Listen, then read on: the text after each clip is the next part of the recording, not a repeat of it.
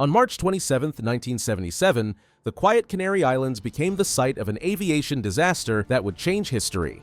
Two jumbo jets filled with passengers collided on the foggy runway of Tenerife's Los Rodeos airport, resulting in the deadliest airplane crash in history. The Tenerife airport disaster claimed 583 lives, forever altering aviation protocols and reshaping safety standards around the world.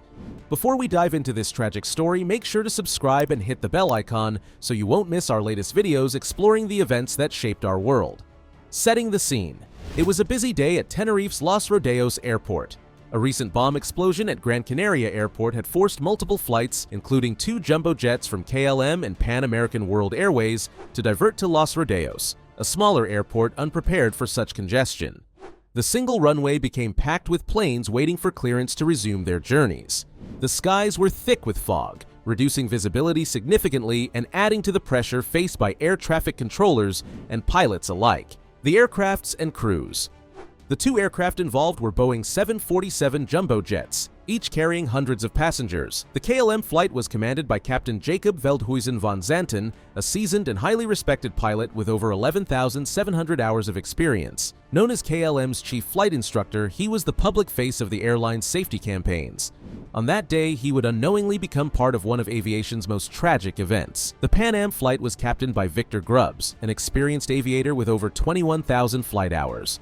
Both crews were professional and well-trained, but neither could anticipate the tragic combination of factors that lay ahead. A series of delays and tensions with Gran Canaria Airport reopened. Both the KLM and Pan Am crews were eager to depart. Los Rodeos was crowded, and tensions were high as planes awaited clearance. Due to the congested taxiways, both planes had to maneuver in close proximity. The dense fog worsened visibility, and the airport, lacking ground radar, relied solely on radio communication to coordinate aircraft movement. Every instruction became critical as pilots and air traffic controllers attempted to navigate the chaos in deteriorating conditions. Miscommunication begins. As KLM finally received instructions to taxi, Captain Van Zanten grew increasingly impatient to depart. Meanwhile, Pan Am was also taxiing, following instructions to clear the runway for KLM's departure. However, in the confusion, the Pan Am crew missed their designated exit and remained on the runway. Air traffic control instructed KLM to stand by for takeoff clearance and directed Pan Am to report when they had cleared the runway. But amid the low visibility and growing tension, Captain Van Zanten misinterpreted the instruction as clearance to take off and accelerated down the runway. The final moments. As the KLM jet gained speed, the Pan Am crew suddenly spotted the KLM's landing lights bearing down on them through the fog. In a desperate attempt to avoid collision, Captain Grubbs of Pan Am yelled, "There he is! Look at him! That son of a Cumming!"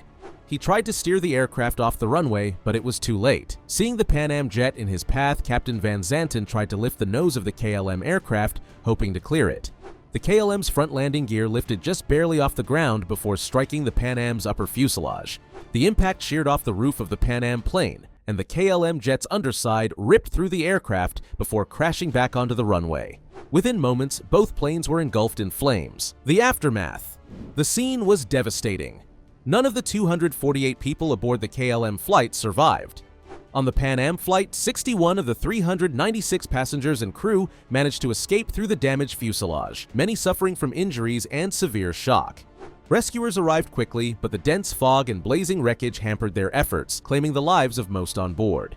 This disaster sent shockwaves worldwide. As the deadliest accident in aviation history, it demanded a close examination of what had gone wrong and how to prevent such a tragedy from happening again. The Tenerife airport disaster stands as a turning point in aviation. In response, vital changes in cockpit communication, standardized phrasing, and safety protocols were introduced.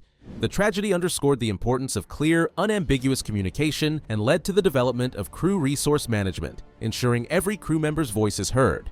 Today, airports worldwide are equipped with ground radar, an advancement prompted by the lessons learned from Tenerife. Out of tragedy came critical advancements that have saved countless lives, but the memory of that day serves as a solemn reminder of the price paid. If you're as moved by these stories as we are, subscribe for more explorations into the events that shaped our world. Like and share if this video left you reflecting on the importance of these lessons. Until next time, stay safe and remember the sacrifices made in the skies.